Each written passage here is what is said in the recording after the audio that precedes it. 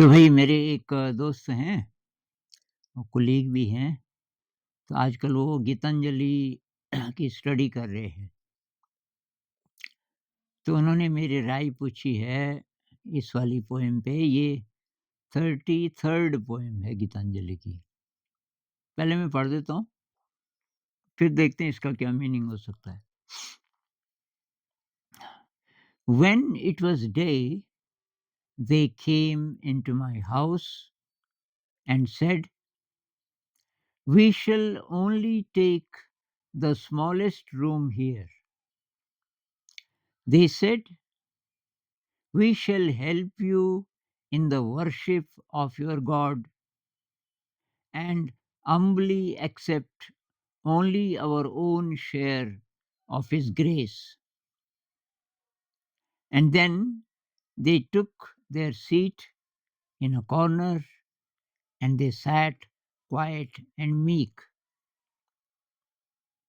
But in the darkness of night, I find they break into my sacred shrine, strong and turbulent, and snatch with unholy greed the offerings from God's altar.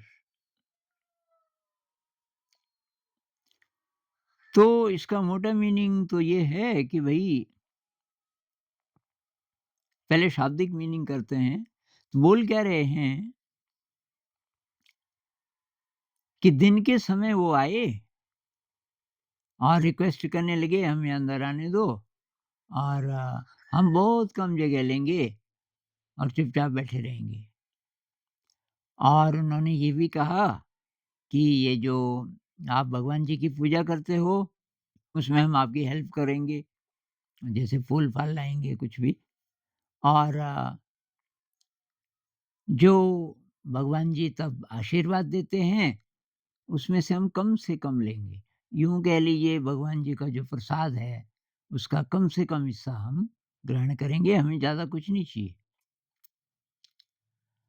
अब कि मैंने सोचा अच्छा तो आ जाओ भई, और वो एक कोने में चुपचाप बैठ गए, क्वाइट एंड मीक, एकदम चुप और एकदम भोले-भाले से एक कोने पे बैठ गए। देख के लगा कि ये तो वाक़ई बेचारे बहुत इनोसेंट हैं। लेकिन जब रात आई और अंधकार हो गया और मैंने देखा कि उन्होंने सेक्रेड श्राइन, सबसे पवित्र जगह, जहाँ भगवान की मूर्ति होती है, वो उसका जो भी दरवाज़ा वग़ैरह होगा उसको तोड़ कर के अंदर चले गए। स्ट्रॉन्ग एंड टर्ब्यूलेंट, ये अब जो पहले भोले-भाले लग रहे थे, अब बहुत ज़्यादा स्ट्रॉन्ग राक्षस जैसे दिख रहे थे। और जो भी भेंट भगवान जी को मैंने चढ़ाई प्रसाद वग़ैरह, उसको वो वहाँ से ले रहे थे बहुत ज़्यादा ग्रीडी, बहुत ज़्यादा लालच से और बहुत ज़्यादा गंदे हाथों से, अनहोली। तो ये तो है शाब्दिक मीनिंग। तो मतलब क्या हो सकता है? वैसे तो बहुत बार ऐसा होता है ना कि जब हम किसी को आने देते हैं अपनी ज़िंदगी में, अपने स्पेस में, और कुछ-कुछ तो खटक जाता है, उनकी जगह वहाँ है नहीं।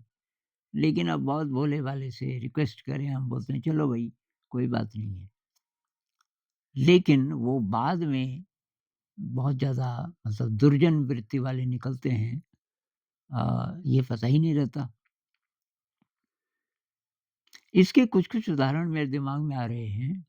एक तो वीड का, जब हम फसल उगाते हैं और उसके साथ और चीज़ें उग जाती हैं और कई बार वो बहुत सुंदर लगती है। जैसे गेहूँ के बीच एक वीड उगता है, उसपे फूल भी आते हैं, बहुत सुंदर फलियाँ भी आती हैं। और अब वो वीड्स बोलें कि भई हमको भी रहने दो, हम ज़्यादा स्पेस नहीं लेंगे, लेकिन आपने रहने दिया तो फसल नहीं होगी फिर आपकी अच्छी। और वो सारा जो उसके बदले का है, जो न्यूट्रिशन है गेहूँ के बदले का ज़मीन से, वो तो सभी ले लेंगे। क्या इसका मतलब ये भी हो सकता है कि बहुत सी टेंडेंसीज़ जो हम सीख जाते हैं ज़िंदगी से, समाज से, समाज के रीति-रिवाज़ों से, जो कि बहुत इनोसेंट सी लगती हैं और निभाने के लिए हम अ, उनको एक्सेप्ट कर लेते हैं। वो रीति-रिवाज हों, या कि कुछ और चीज़ें हों, या डिज़ायर्स हों, या टेंडेंसीज़ हों। लेकिन धीरे, धीरे, धीरे हमको उसकी आदत पड़ जाती है। ये दारू ले लीजिए या ड्रग्स ले लीजिए। तो जैसे दोस्त लोग हैं यार, थोड़ा 1 घूँट पी ले, क्या फ़र्क पड़ता है? अब आपने भी बोला हाँ, 1 घूँट से क्या होता है? अब 1 घूँट पी लिया आपने, दूसरे दिन किसी और पार्टी में 1 घूँट और पी ली।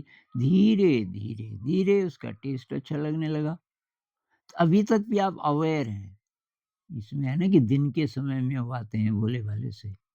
लेकिन जब रात हो जाती है, एक एक जगह ऐसी आएगी, आप अवेयर नहीं रह पाओगे, आपका विवेक अब काम नहीं कर रहा है, और तब वो आपको पकड़ लेगा, तब आप अल्कोहलिक बन सकते हो। तो कोई भी डिज़ायर है, जब वो शुरू हो रही होती है, उस समय अगर आप अवेयर नहीं हो और उस डिज़ायर को आपने आने दिया, थोड़ा बहुत भी, तो फिर वो धीरे, धीरे, धीरे आपके ब्रेन में पैथोलॉजिकल नेटवर्क्स बनानी शुरू कर देगी। वो डिज़ायर्स बढ़ती जाएँगी, एक से दूसरी जुड़ेंगी, और फिर ऐसी स्थिति आएगी कि आपके जितने भी होली प्लेसेस हैं, मतलब आपके अंदर जो शक्तियाँ हैं, आपके अंदर जो दिव्यता है, वो सब वो नष्ट कर देंगी, वो डिज़ायर्स। तो मेरे ख़्याल से साधना से रिलेटेड है कि बहुत सारी टेंडेंसीज़ जब शुरू हो रही होती हैं, उस समय हम अवेयर नहीं होते।